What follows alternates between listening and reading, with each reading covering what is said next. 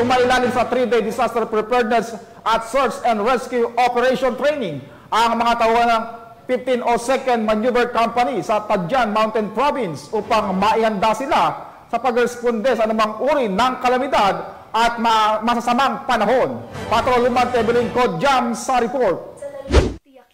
Handaan sa kalamidad at sakuna sumailalim ang mga tauhan ng 1502nd Maneuver Company ng Regional Mobile Force Battalion 15 sa 3 araw na disaster preparedness at search and rescue operations training na ginanap sa Camp Mardamos Hill, Babalaan, Poblasyon, Tadyan Mountain Province noong ika-2 hanggang 4 na araw ng Hunyo taong kasalukuyan. Ang komprehensibong pagsasanay na ito ay isinagawa sa tulong ng Tadyan Bureau of Fire Protection at ng Tadyan Municipal Disaster Risk Reduction and Management Office. Itinampok sa 3 araw na pagsasanay ang pagtalakay at pagbibigay impormasyon patungkol sa basic first aid at nagkaroon din ng aktwal na pagsasanay sa bandaging, splinting, ropemanship, victim packaging, rappelling at iba pang search and rescue techniques.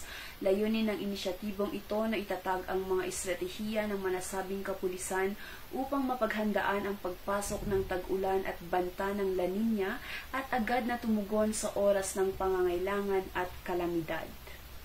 Mula dito sa probinsya ng Benguet, ako ang iyong PNN correspondent, Patrol Luman Tebeling Kodyam, alagad ng batas, tagataguyod ng Balitang Pulis. Maraming salamat sa Patrol Luman Kodyam.